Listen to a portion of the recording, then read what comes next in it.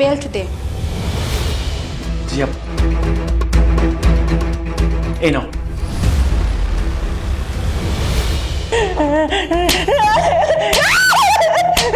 তোকে আমি শেষই করে ফেলবো, তোকে পালতে পালতে আমি পুরো শেষ হয়ে গেছি। সারাটা দিন তোর সেবা যত্ন, এই লাগবে সেই লাগবে কত কিছু। তোর ছেলে তোকে আমার ঘরের উপর চাপাই দিয়ে গেছে। এই বুড়িটা দেখতে দেখতে আমার জীবনে পুরো নষ্ট হয়ে গেল। মরে যেতে পারিস না। তোকে আমি কতবার বলছিলাম সকালবেলা নাস্তা রেডি, চাই মানে চাই। তুই কেন নাস্তা রেডি করলি না? বৌমা, তোমরা দুজনে মিলে আমার উপর যে অত্যাচার করতেছো না, আমার মনে হয় আমি সবকিছু করে দেবো, সবকিছু। তুই ছেলের কাছে বলবি তাই না? ছেলের কাছে বলবি? এই তুই ছেলের কাছে কিভাবে বলবি? হ্যাঁ, তুই ছেলের কাছে যাবে কিভাবে? যাওয়ার তো আমি সব পথ বন্ধ করে দিছি। তোর পা তো আমি পড়াই দিছি। এই পা নিয়ে তো তুই ছেলের কাছে যেতে পারবি না, আর কিছু বলতে পারবি না। আবার বলে ছেলের কাছে বলে দিবে। এই তুই সবচেয়ে বড় ভুল করছিস কি জানিস? সকালে নাস্তা না বানায় আপু তুমি ওকে আরো মারো। আর শোন, তুই যদি ঠিক মতো নাস্তা না বানাস তাহলে তোর হালে এইরকমই প্রত্যেক দিন হবে। ঠিক বলছিস, একদম ঠিক বলছিস। বুড়িটাকে তো মেরে মেরে শেষ করে দেওয়া উচিত, মেরে শেষ করে দেওয়া উচিত।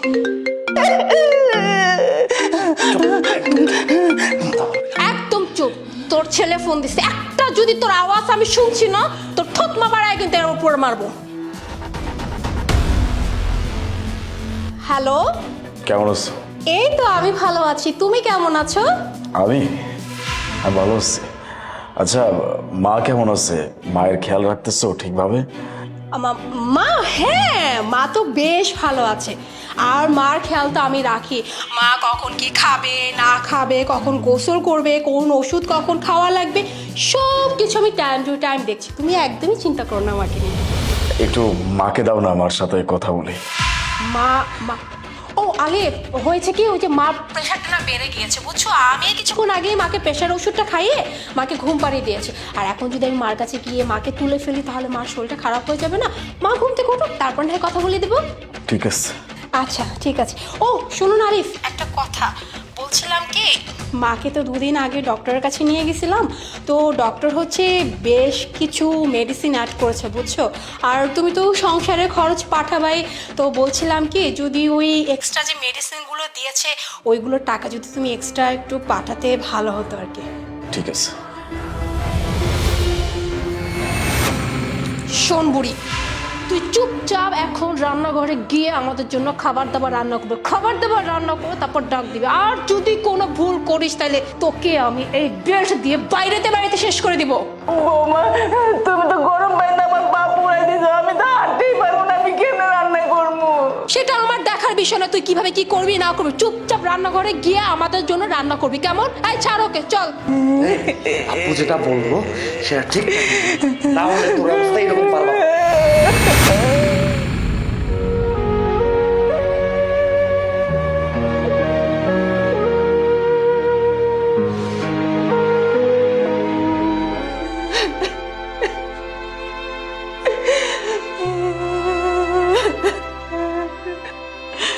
মা, বাবা, তুই? মা তোমার এই অবস্থা? বাবা, বউ আর ওর ভাই দুজনে মিলে আমার এরকম করছে। আমার তো পা পুড়ে দিছে গরম পানি দিয়া। বাবা, আমি দাঁড়াইতে পারতেছি না। মা, আমি সব দেখছি, কিন্তু মা আমি এটা বুঝতে পারতেছি না, তোমার সাথে এত অন্যায় হয়েছে, তোমার উপর এত অত্যাচার হয়েছে, তুমি আমার একটাবার জানাইলা না, আমার একটা ফোন দিতে পারলা না। বাবা, কেমনে ফোন দিব? বৌমা তো আমার ফোনটাও কাইরা নিয়ে গেছে, তাই তো আমি তোর কিছু কইতে পারিনি। আরো কি কইছে জানোস? যদি আমি এসব তোর কাছে কিছু কই তাহলে ওরা দুজনে মিলে তোর বলাইব। আর তুই ছাড়া আমার এই পৃথিবীতে কে আছে বাবা? কেউ নাই, কেউ নাই। বুঝতে পারছি, চিন্তা করো না মা, আমি তো আছি, তুমি আসো। দেখছো বুড়িটারে এত মারলা, তারপর শিক্ষা হইল। আমার খিদায় পেটটা চুচু করতেছে, এখনো খাবার নিয়ে আসেন, আমার কোনো খবর নেই। একদম ঠিক বলেছিস। ওকে এত মারলাম, ওর পাটা পর্যন্ত পুড়িয়ে দিলাম, তবুও শিক্ষা হলো না। আসলে বুড়িটাকে না ফেলাই উচিত, বুঝতে পারলি? একদম জীবনটা আমার টানা টানা করে দিল। দাঁড়া, আমি এখনই ডাক দিচ্ছি। এই বুড়ি, কই মরে পড়ে আছিস রে? কতক্ষণ হলো, খাবার নিয়ে আয়।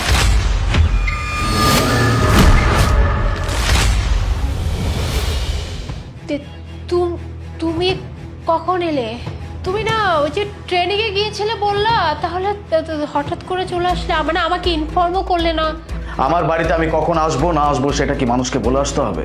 আর তার থেকেও বড় কথা, আমার মায়ের অবস্থা কেন? আমার মায়ের সাথে এরকম কাজটা কে করছে? আমি খুব ভালো করে জানি কে করছে। আমার মায়ের সাথে এরকম কাজ করার আগে মানুষের বিবেকে একটুও কি নাড়া দেয় নাই যে আমি কি করতেছি? আর যেখানে ডক্টর পর্যন্ত বলে দিচ্ছে আমার মাকে সবসময় বিশ্রাম করতে, কোনো প্রকার কাজকর্ম না করতে, সেখানে আমার মায়ের উপর এরকম অন্যায় অত্যাচার করার পরে আমার মাকে দিয়ে বাড়ির সমস্ত কাজ করানোর মানেটা কি? হ্যাঁ, আমি উত্তর চাই, উত্তর দাও আমাকে। কি বলছো তুমি? তুমি কি পাগল হয়ে গেছো? তোমার মার সাথে আমি কি আচরণ করব? আমি তো তোমার মাকে কত সেবা যত্ন করি, কত ভালো করে দেখাশোনা করে রাখি। আচ্ছা, বুঝতে পারছি তোমার মা বোধহয় তোমার কাছে আমার নামে বানিয়ে বানিয়ে কিছু বলছে, যাতে করে যে আমাদের মাঝে সম্পর্ক নষ্ট হয়ে যায়। তোমার মা তো চাই না যে আমার ভাইটা এই বাড়িতে থাকুক, এই বাড়িতে থেকে লেখাপড়া করুক, তাই তোমার মা তোমার কাছে আমার নামে বানিয়ে বানিয়ে কিছু বলেছে। বাট বিশ্বাস করো, তোমার মা যা কিছু বলছে সব মিথ্যে। আচ্ছা, আমার মা আমাকে মিথ্যা কথা বলতেছে? বাহ, কত সুন্দর কথা। আমাকে তুমি বললা আর আমি সেটা বিশ্বাস করলাম যে আমার মা আমাকে মিথ্যা কথা বলতেছে। আমি নিজের চোখে সবকিছু দেখছি। শুধু নিজের চোখে দেখি নাই, আমি ভিডিও রেকর্ড করে নিচ্ছি। কেন জানো? এই ভিডিও রেকর্ড আমি কোর্টে পেশ করব, তাও আবার প্রুফ স্বরূপ, যেন তোমাদেরকে আজীবনের জন্য আমি থানায় ভরতে পারি। আমার মায়ের সাথে এরকম আচরণ তোমরা কিভাবে করতে পারলা? আমি তোমাকে বিয়ের পর পরে বলছিলাম আমার মা আমার সবকিছু। এই মানুষটা কম কষ্ট করে আমাকে মানুষ করে নাই। কেন মানুষ করছে? যেন তার শেষ বয়সে আমি তার হাতের লাঠি হইতে পারি। আমার অগোচরে, আমার অনুপস্থিতিতে যেন আমার মায়ের কোনো কষ্ট না হয়, এজন্য আমি তোমাকে বিয়ে করে আমার মায়ের কাছে রেখে গেছি। আর তুমি কি না আমার মায়ের উপর এরকম অত্যাচার করছো? আর এই যে তোকে আমার বাড়িতে নিয়ে আসছিলাম, এখানে আমি রেখে পড়াশোনা করাইতেছি, আমি খাওয়াইতেছি, আমার টাকায় পড়তেছিস, আমার টাকায় খাচ্ছিস, আর আমার মায়ের সাথে এরকম আচরণ? আমি তো ভাবতেই পারতেছি না আমার পরিবারে আমি এসব কি মানুষজন রাখছি। হ্যাঁ, বোনটা তো একটা বেয়াদবি, সাথে ভাইটাও জুটছে না। ঠিক আছে, কোনো সমস্যা নাই। তোদেরকে যখন থানায় ভরবো, তারপরে যখন তোদেরকে রিমান্ডে নেব না, তখন বুঝতে পারবি যে তোদের সাথে আসলে কি হচ্ছে। আর তোর সাথে তো আমি সংসার করবই না। যেই মানুষটা আমার মায়ের সাথে এরকম আচরণ করছে, আমার মায়ের উপর অত্যাচার করছে, এই মানুষটার সাথে সংসার আমি করব না। এই মুহূর্তে আমার বাড়ি থেকে বের হয়ে যায়। তারপরে তোদেরকে থানায় কিভাবে নিতে হয়, কোন পদ্ধতিতে নিতে হয়, সেটা আমি খুব ভালো করে জানি। বেরো। না না না না, প্লিজ আমাদেরকে বাড়ি থেকে বের করে দিও না। আমাদেরকে বাড়ি থেকে বের করে দিলে কোথায় যাব বলো? আর আমার ভাইটা তো এই বাড়িতে থেকে পড়াশোনা করতেছে, বলো। ও যদি এই বাড়ি থেকে চলে যাও, পড়াশোনা একদম শেষ হয়ে যাবে, পড়াশোনা করতে পারবে না। আর তুমি একটা কথা বলো, তুমি যদি এখন আমাদেরকে বাড়ি থেকে বের করে দাও, আমাকে বাড়ি থেকে বের করে দাও, মানুষজন কত ছিছি করবে, কত কিছু বানিয়ে বানিয়ে বলবে, মান সম্মান কি থাকবে? আলি, শুনো না, প্লিজ মাফ করে দাও। আমরা আর কখনো এমন করবো না, তোমার মার সাথে কখনো খারাপ ব্যবহার করবো না, প্লিজ। সরি। মাপ? কিসের মাপ? আর কিসের সম্মানের কথা বলতেছিস? যেখানে আমার মায়ের উপর এরকম অত্যাচার করা হয়েছে, সেইখানে আমি কারোর সম্মান নিয়ে এক চুল পরিমাণও চিন্তা করব না। তোর সম্মান গেলে চলে যাবে, আমার কিচ্ছু যায় আসে না। আমার মায়ের উপর অত্যাচার করছিস, তুই কি ভাবছিস আমি তোকে এমনি এমনি ছেড়ে দিব? তোদের একটাকেও আমি ছাড়বো না। বেরোইতে বলছি, চুপচাপ এখান থেকে বেরিয়ে যা। ভাইয়া প্লিজ এইভাবে আমাদের তাড়িয়ে দেবেন না ভাইয়া, হাত জোর করে বলছি ভাইয়া, নাহলে আমার পড়াশোনা নষ্ট হয়ে যাবে। আমি কোথায় থাকবো, কি করব, কি খাবো? আমি তো এখনো ইনকাম করতে পারি না ভাইয়া। আমার পড়াশোনা নষ্ট হলে আমার সব শেষ হয়ে যাবে, আমার স্বপ্ন শেষ হয়ে যাবে ভাইয়া। ভাইয়া হাত জোর করে আবারও বলতেছি ভাইয়া, আমাদের দুই ভাই বোনকে মাফ করে দেন। আমরা আন্টিকে সেবা যত্ন করবো, আন্টি যা বলবে তাই শুনবো ভাইয়া। আন্টি একটু বলেন না ভাইয়া, আপনি যা বলবেন তাই শুনবো। হ্যাঁ, আমি এই যে প্রমিস করতেছি, আমি আর কোনোদিনও মার সাথে উঁচু স্বরে কথা পর্যন্ত বলবো না। প্লিজ মাফ করে দাও। বাবা, ওরা ওদের ভুল বুঝতে পারছে, তুই ওদেরকে ক্ষমা করে দে। ঠিক আছে, আমার মায়ের কথাই আমি তোদেরকে ক্ষমা করে দিচ্ছি, কিন্তু একটা কথা কান খুলে শুনে রাখ, যদি আজকের পর থেকে আমার মায়ের সাথে এরকম আচরণ করার কোনো প্রকার চেষ্টা তো অনেক দূরের কথা, চিন্তাও করছিস, জানে মেরে ফেলবো সবগুলাকে। চলো মা।